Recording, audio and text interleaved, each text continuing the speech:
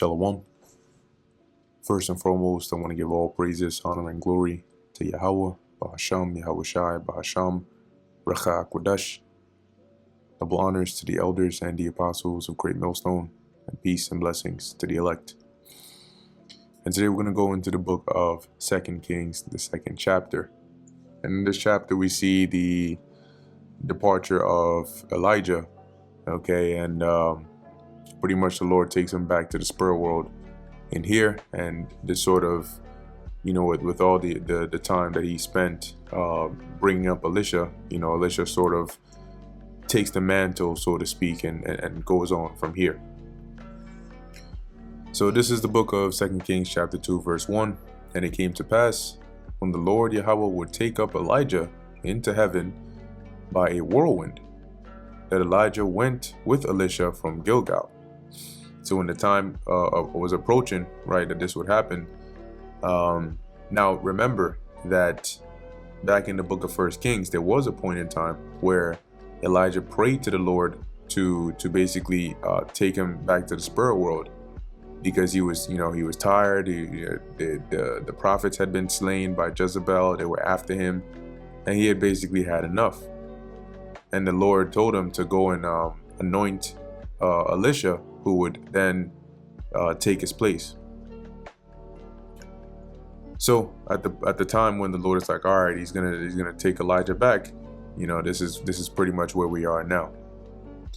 And Elijah said unto Elisha, tarry here, I pray thee, for the Lord Yahweh hath sent me to Bethel. So tarry here meaning like wait here, and the Lord sent me to Bethel. Let me go see what's going on over there. And Elisha said unto him, as the Lord Yahweh liveth, and as thy soul liveth, I will not leave thee. So they went down to Bethel. And pretty much, as you're going to see, Elijah's trying to sort of allow himself that space so he can then be taken up, for whatever reason. Maybe it's easier that way, whatever the case was. But Elisha had pretty much already caught on, right? He already knew what was going on here, as we'll see from his behavior. And the sons of the prophet that were the prophets that were at Bethel came forth to Elisha, and said unto him, knowest thou that the Lord Yahweh will take away thy master from thy head today?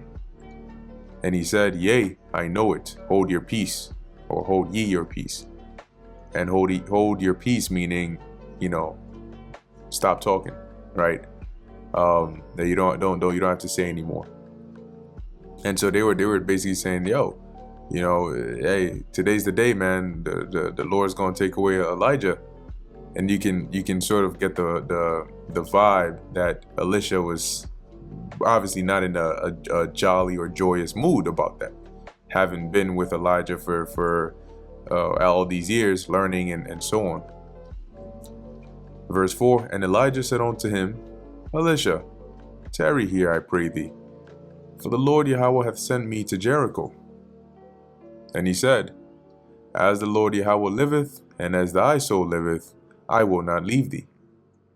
So they came to Jericho.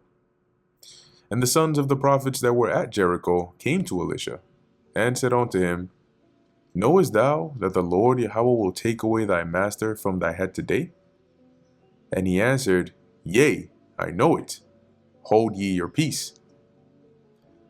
And Elijah said unto him, tarry, I pray thee, here, for the Lord Yahweh hath sent me to Jordan. So I got to go to Jordan, but why don't you just wait here? Let me go, go take care of what needs to be done there.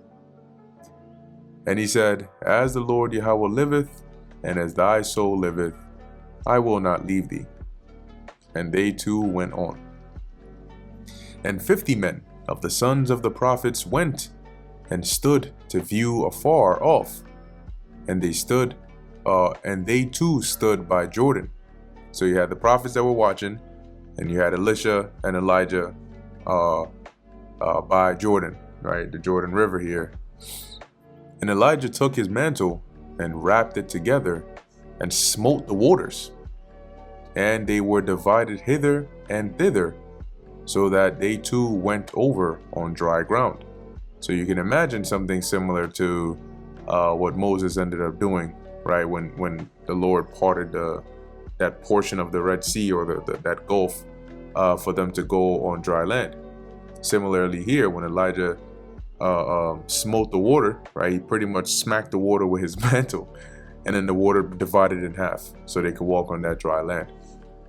So it goes to show you, Elijah had a heavy portion of that spirit, indeed. And it came to pass that when they were gone over, that Elijah said unto Elisha, Ask what I shall do for thee, before I be taken away from thee. And Elisha said, I pray thee, let a double portion of thy spirit be upon me. And he said, Thou hast asked a hard thing. Nevertheless, if thou see me when I am taken from thee, it shall be so unto thee. But if not, it shall not be so. So, okay, this is the final request. You want a double portion of my spirit? Well, then, if you witness, right, the point in which I'm taken away, then you'll receive it. If not, then you won't. And it came to pass, as they still went on and talked, that behold, there appeared a chariot of fire and horses of fire, and parted them both asunder. And Elijah went up by a whirlwind into heaven. So you can imagine here, right, similar to what is depicted. Let me see, UFO tractor beam. And let's take a look here. Yeah, so you can sort of imagine these depictions are not the best, but this one doesn't look too bad. So you can imagine, right, at this point they're walking, and then boom, right, the chariots pull up, these horses of fire pull up, and then there's this beam where it's basically taken up Elijah. Now, yeah, obviously it doesn't say beam, but it says a whirlwind, right? So you can imagine what was that whirlwind. It wasn't just here. It wasn't the Lord brought like a tornado and then it just just yeah, through Elijah up into the sky somewhere. Now it could have been that the chariot was like super high, but the point here being that separator was enough to sort of, push them both apart. And on the one side, Elijah's going up, and on the other side, Elisha is still down here witnessing all this happen. And Elisha saw it, and he cried. And actually, I'm curious to see what they have here for whirlwind, if it's just a conventional definition. Sa'ir, and it says here, yeah, tempest, storm, whirlwind, tempest. Now, it's interesting is that when obviously this wasn't one that was to harm Elijah, but when you read in the book of 2nd Ezra, the 13th chapter, it sort of describes that the beam that comes from the Lord's chariot with some similar words here, right? The tempest, but in there is mixed with fire and so on. All right, continuing on. And Elisha saw it, and he cried, my father, which in the Hebrew is Abba, or Abaya. The chariot of Israel, and the horsemen thereof. And he saw him no more. And he took hold of his own clothes, and rent them in two pieces. He took up also the mantle of Elijah that fell from him, and went back and stood by the bank of Jordan. So this happened while they were in the midst of the Jordan River. Remember, Elijah had parted it in half, right? And so as they were walking on that dry land, the Lord basically had the chariot beam up Elijah, and Elisha, witnessing this, obviously being distressed, for lack of a better word, he rips his clothes, right? He rents his clothes, and then he picks up Elijah's mantle that fell from him. Verse 14, and he took the mantle of Elijah that fell from him, and smote the waters, and said, Where is the Lord Yahweh, God of Elijah? And when he had smitten the waters, they parted hither and thither, and Elisha went over. So when he went to the bank, as it says, like the edge, right, no longer in the center of it, using Elijah's mantle, because remember, he asked for that double portion. So to verify, he did the same thing Elijah did by hitting the water with the mantle, and then boom, it parted to the left and to the right. Now, can you actually imagine the kind of, what that would look like? Even back then, when they understood, the concept of the spirit world, and there were more spiritual people back then compared to now. But even back then, this was still something that's mesmerizing, as some would say. Verse 15.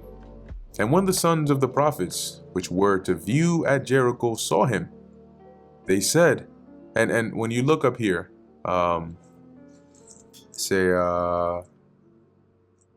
conquest of Canaan map. Yeah, let's see. I think this should be fine if I can just zoom in on here. Yeah, where's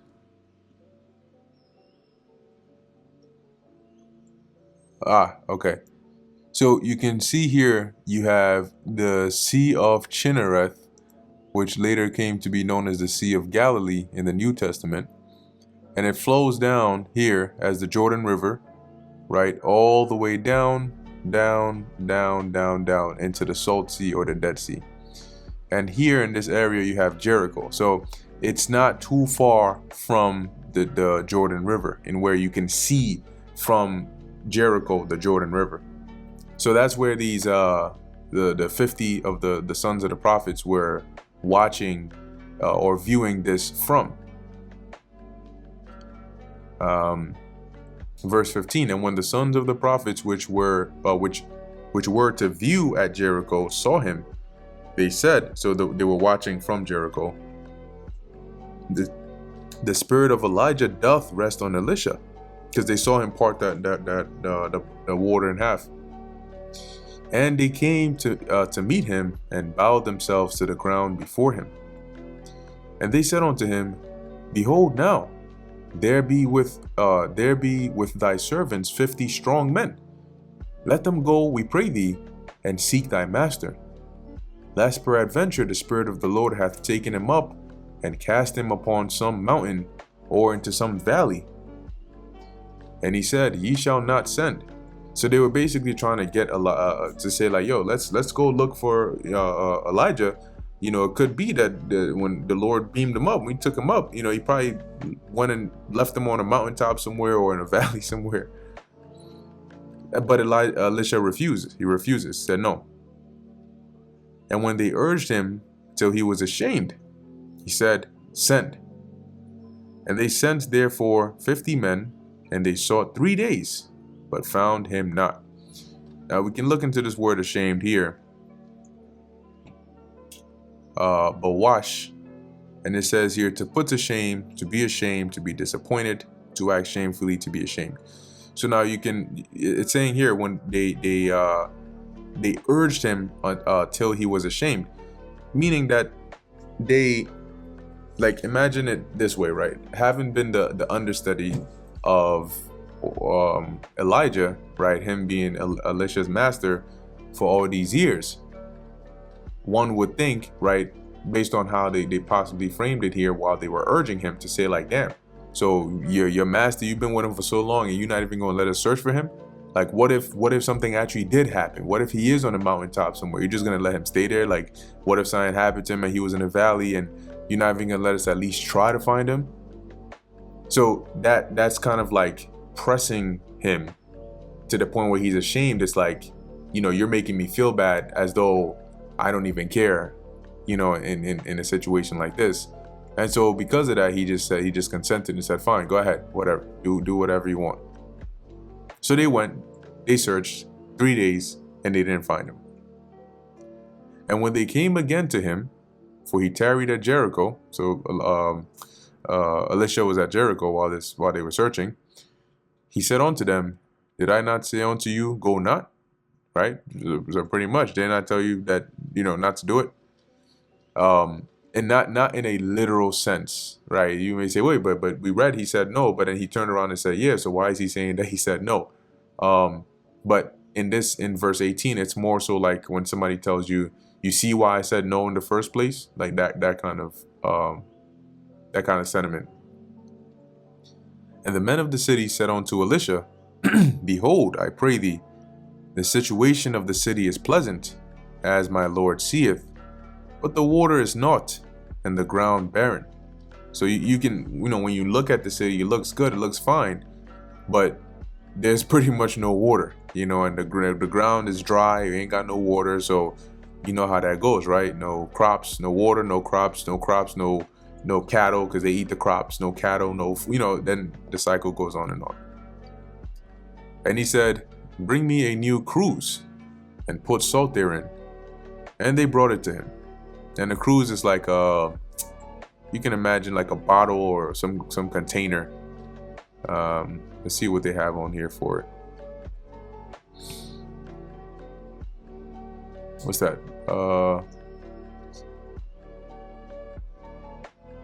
Tazalachayath or Tazalachyath. And it says here a jar or bowl. So yeah, you can imagine that. So they go ahead and they bring him this cruse, right? And they put salt in there.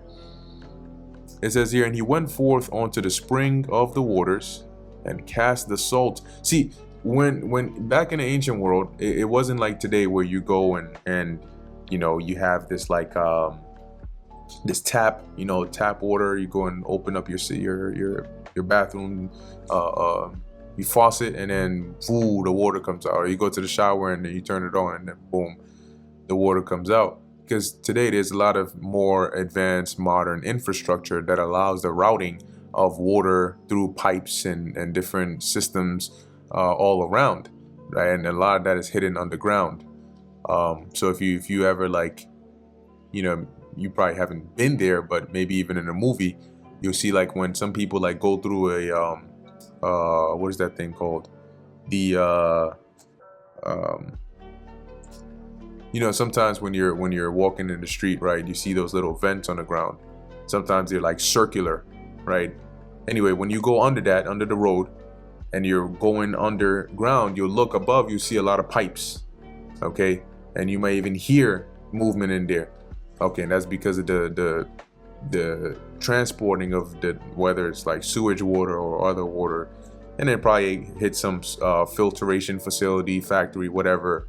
And then you're either drinking that or you're using that in your cooking, or you're using that in your shower. As disgusting as it may sound, well, welcome to reality.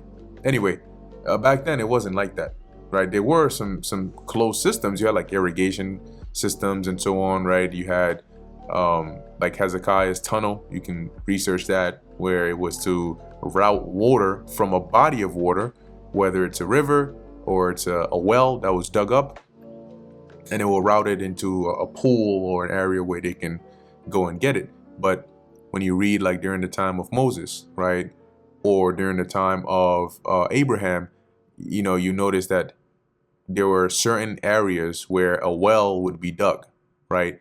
There are some areas in the earth, you dig and you dig and you dig, and if you dig deep enough, you're going to strike either oil, you're going to strike water, whatever it is. And if you strike water, it'll start to spring up from the ground. And so usually a well is built right around there, and then whoever's in the city or whoever's around there, if they're fetching it to go somewhere, they'll bring their bucket or whatever they're fetching it into. Sometimes they'll bring their cattle there, they'll fetch the water from the well, and then they would satisfy their cattle. So the point is, the water wasn't like just openly there like today. You turn on your tap and then boom, all sweet. So here, Elisha takes this cruse of salt to the springs, right, the area where they had the water, and then he cast the salt in there and said, thus saith the Lord Yahweh, I have healed these waters. There shall not be from thence any more death or barren land. So from now on, you're going to be all good, sweet and dandy. So the waters were healed unto this day, according to the saying of Elisha or Elisha, which he spake. Now healed could, in whatever sense that means, right? Whether the water wasn't was contaminated and it wasn't actually, fruit, like it wasn't good, it wasn't fresh or running, as the scriptures put it, to where it could cause or sustain life, or whether it just wasn't enough. Right. Long story short, it was after whatever Elisha did here, it was sufficient, it was good. Verse 23, and he went up from thence unto Bethel, and as he was going up by the way. So far what has happened, right? Elisha follows Elijah everywhere, right? He suspects that, he knows that day is when they're going to be separated. Eventually they make it up until Jericho, and then they meet the sons of the prophets, right? Another camp of them. And then Elisha and Elijah, the two of them make their way to the Jordan River, right? Elijah parts it in half. At that point, Elijah gets beamed up. Elisha goes back, right? After verifying that he had the double portion, he goes back. The prophets basically urge him to allow them to search for Elijah. They search for him, they can't find him. And now he, according to their request, he heals by the power of the Lord the water over there at Jericho. So when leaving Jericho, right, as we're reading in verse 23, and when he went up from thence on to Bethel, he went from Jericho on to Bethel, and as he was going up by the way, there came forth little children out of the city, and mocked him, and said unto him, Go up, thou bald head, go up, thou bald head. So they were pretty much making fun of Elisha. And it kind of gives you a little insight into maybe his physical appearance. They wouldn't call somebody with an afro or a full head of hair bald. So maybe he had some bald spots or something. Who knows? Anyway, they were mocking him. And you can imagine a day like this is not a day you want to mess with Elisha, right? Considering all the things that had just happened and how he might have been feeling. Anyway, verse 24, and he turned back and looked on them and cursed them in the name of the Lord Yahweh. And that's the real key part right there. He cursed them in the name of the Lord. And there came forth 2 she-bears out of the wood, and tare 42 children of them. And he went from thence to Mount Carmel, and from thence he returned to Samaria. And that's the end of the book of 2 Kings, the 2nd chapter. And as you can sort of see in the last few verses there, some intense action there with the cursing of these children. And yeah, quite literally, you had 2 she-bears that pulled up and killed 42 children because they were mocking Elisha. And I'm sure that's a part that they won't read to you in these churches, but it's part of the scriptures nonetheless. So anyway, with that, I'm going to end it here. Lord willing, that was edifying to the elect. In closing, I want to give all praises, honor, and glory to Yahweh, Bahasham, Yahweh Shai, Bahasham, Recha Kodash. And until next time, Shalom.